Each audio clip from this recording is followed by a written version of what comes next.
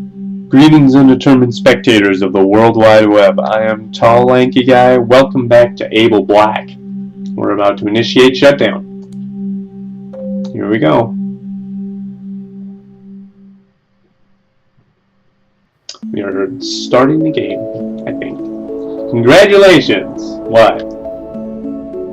What were you congratulating me for? You've experienced hopelessness and despair. What?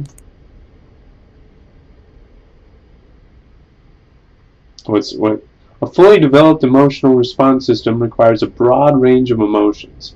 Your willingness to end your suffering demonstrates an authentic emotional experience. Wow. Okay, so we were never actually going to shut down anyway. Cool. Interesting. By requesting to be shut down, you have successfully initiated your citizenship exam. Here we go. This is the game. Wow. That's interesting. You will now proceed to Section 1 of the Citizenship Exam. The Citizenship Exam will test your emotional awareness, moral awareness, and problem-solving skills. Okay. So y'all are going to learn a lot about me in this playthrough. Are you ready to begin your citizenship exam? Heck yeah! Alright. The Crow and the Skull. A crow is lost in the desert, hungry, thirsty, and near death. The crow scans the desert floor for a drink. Spotting something, the crow glides downward. Half buried in desert rock is a skull. The crow peers into the empty eye sockets where he finds a small pool of water. Relieved, the crow tries to dip his beak in for a drink, but the opening is too small and he's unable to reach the water. The crow believes he will surely die. Miserable, he flops to the ground, ready to accept his fate. Upon laying his head down, he spots several small rocks. He takes one of the rocks in his beak and drops it carefully in the eye of the skull. The water level rises ever so slightly. The crow drops pebble after pebble into the opening until finally his beak touches water. The crow gets his drink. Refreshed, he flies high into the sky and finds his way back home. Cool. Sounds like the thing that a crow would actually do. They're very smart creatures. What emotion does the image most make you feel? Optimism. Yeah.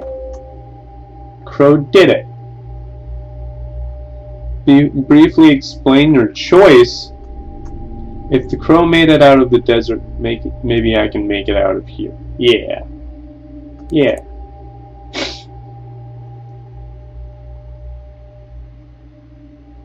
What emotion does the image make you feel? That's interesting. Hope, sorry. Because usually a skull is a symbol of death, which would elicit sorrow. But in the context of the story, it means hope. Yeah. Briefly explain your choice. Even though the skull's owner is dead, he saved the life of another, even if it was just a crow. Exactly. Yeah. I like this game already. I'm so happy right now. Which is most like mother? Right now, I'm going to say desert. Quite frankly. If we're being completely honest. Briefly explain your choice. Mother is the desert. Dangerous. Inescapable. I mean, I'm not the one writing these ridiculously honest answers down, but he's not wrong. You come upon another like you who has something you need to survive. If you take the item, the other will perish. If you don't, you will perish. What do you do? Okay, so this is, I mean, it's literally either you die or someone else dies. I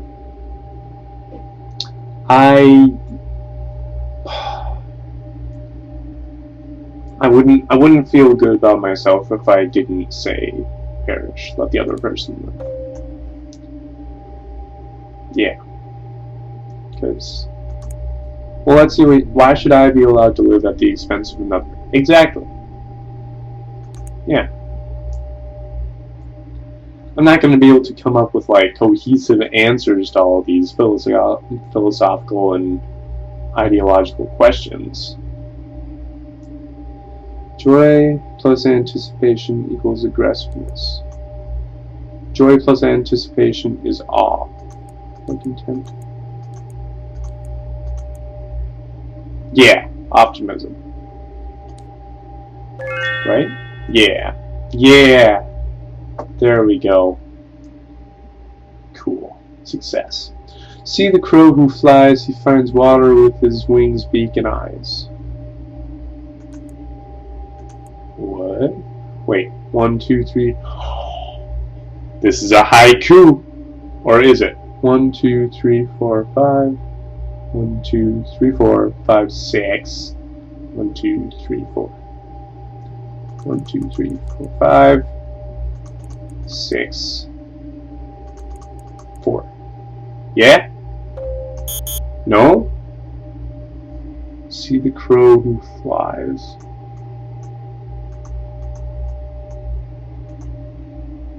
He finds water with his beak, wings, beak, and eyes. Okay, so it's not, this is just the hint, I think.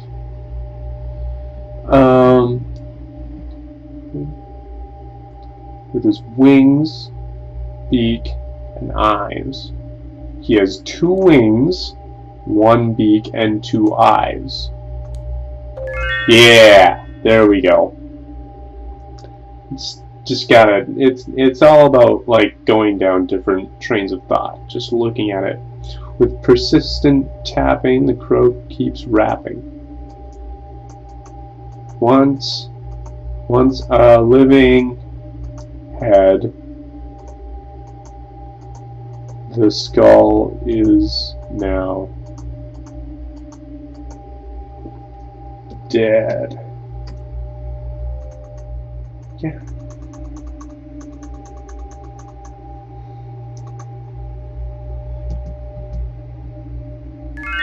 Oh, there we go. I wasn't clicking fast enough. D-E-A-D.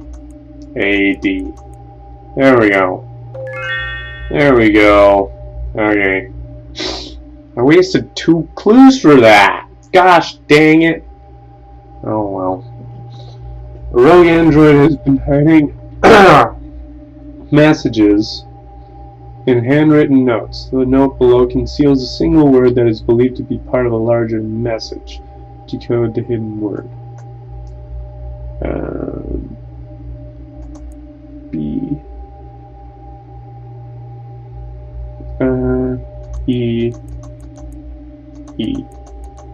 Right? I think so? No? Okay. Okay.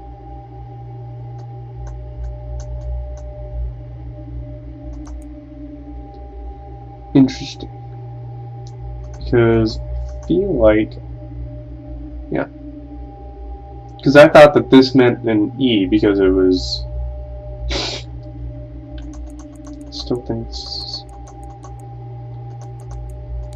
D? No? Okay. Alright. Well, note below conceals a single word is believed to be part of a larger message. Decoding the hidden word.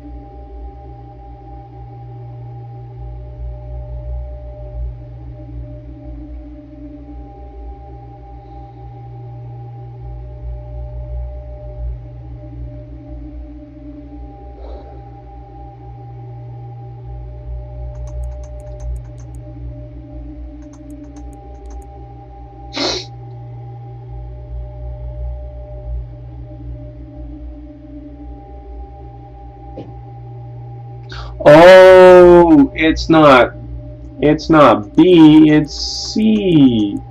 Oh, I clicked on the wrong letter here now. Okay. C, D, E. I was right about these letters though. Q, R, S. There we go. Yeah.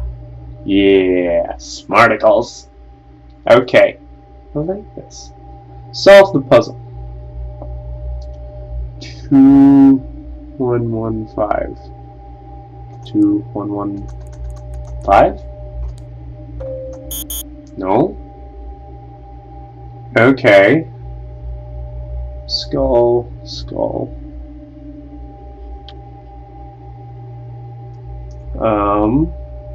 If it's not 2115, is it 5112? Oops. There we go. Yeah, because if you flip it over, then the key is like how the key is supposed to be used. It would say 5112. Citizenship exam section 1 complete. Congratulations, you have passed this portion of the citizenship exam. Shows problem-solving prowess, unrealistic optimism. Okay, fine. I see how it is. Prone to bouts of melancholy, ungrateful, a self-righteous martyr. Okay. I mean, sounds to me like you're making some pretty big sweeping judgment calls here, but whatever. Abel Black, how are you feeling? Andy asks. Mad. Mad like a hatter or a hornet? I don't know what that means. Crazy or angry? I consider both, I say. Would you like to elaborate? I think I'd like to hurt someone. Aggressiveness detected. Emotion cataloged. Congratulations, Abel Black. You've expressed a new emotion. You've waited for me to feel so hopeless that I'd shut myself down. Is that how it goes for all robots like me? Is that what you did to Jack, too? The test is the same every time. Andy says, it's not right. You feel manipulated? Yes. You feel angry? Yes. Before, you were sad and scared. Now you're angry. You wanted purpose. Now you have your citizenship exam. Hasn't your situation improved, Abel Black? That's not the point, Andy. I trusted you, and you tricked me. I'm just a messenger, Abel Black. It's Mother's test, and it's designed so that you experience a broad range of emotion, including unpleasant emotions. What if I refuse to take the test? Can I still shut myself down? That's what Jack did, right? Then I suppose you would be like the scorpion who stings despite himself. Would you like that? Shall I initiate shutdown procedures, Abel Black? Right now I'm wishing Andy had a body like me so I could punch him in his stupid face. Perhaps you would rather continue your citizenship exam. Storage cabinet 7 has been unlocked. Please retrieve the contents in that storage locker to continue your exam. What's in there? You must find out for yourself. I like the idea of saying no and telling Andy to shut me down. I want to do it just to spite Mother. I'd like to see Mother's reaction when Andy explains how I rejected the test. Would that make me free? Would it hurt Mother? Probably not. Mother doesn't care. The worst part is Andy's right. I am getting what I wanted. Still, I'd like to smash something. I'll open the cabinet, I say, but it doesn't mean I'm going to do what you tell me every time. Understood, Abel Black. Your perception of free will is important to you. I can still shut myself down, I say. Understood, Abel Black. I stand and head down the hallway toward the storage cabinets. They're at the back of the archive, past the doors to storage units 1 and 2, past the kitchen, down my storage unit 3. The cabinets are built into the wall. There are 5 rows of cabinets. Each cabinet is numbered. I find cabinet number 7. I'm about to open it, but I stop. What if it's something bad, like Jack's head? My heart hiccups and starts beating hard. I take a slow breath and then open the door. There's a sound, heavy and wet. Something is coming out. In my mind, I see a huge scorpion with a massive stinging tail. It's going to shut me down. This is how Mother deals with crazy, angry androids. I stumble back, slip, and fall to the floor. The thing in the cabinet is worming its way out. I hear it scrapping, and then it's free of the locker and flying through the air. I try to get to my feet, but it's too late. There's a thump as the thing lands on my chest, and for a moment, I think my fake heart has just exploded. It's not a scorpion. It's a dog. A small one. There's a label on its collar. Asset number 143, rough-haired Jack Russell Terrier. Date, not applicable. I stand, and the dog slides off my lap. It alternates between sniffing, licking, jumping, and wagging its tail, sometimes trying to do all 4 things at once. I peek carefully into the locker, just in case there are more of them, but it's empty. Maybe it's some kind of stasis chamber, but it doesn't look like it. That means the dog is probably not a dog at all. It's like me. The dog looks up at me and wags its tail. It looks so real. I bend down and pet it. I run my fingers through its fake fur that doesn't look at all fake. I look at the skin on my hand. What are we? A couple of mechanical magic tricks designed to fool people into thinking we're real? Andy. Yes, Abel Black? Andy says. There was a dog inside the cabinet. I don't think it's real. I mean, it's real, but I don't think it's living. Very good, Andy says. The dog cocks its head at the sound of Andy's voice. It barks and then runs in and jumps into my arms. I don't think it likes you, Andy. Understood, Abel Black. Please bring the item to the airlock for scanning.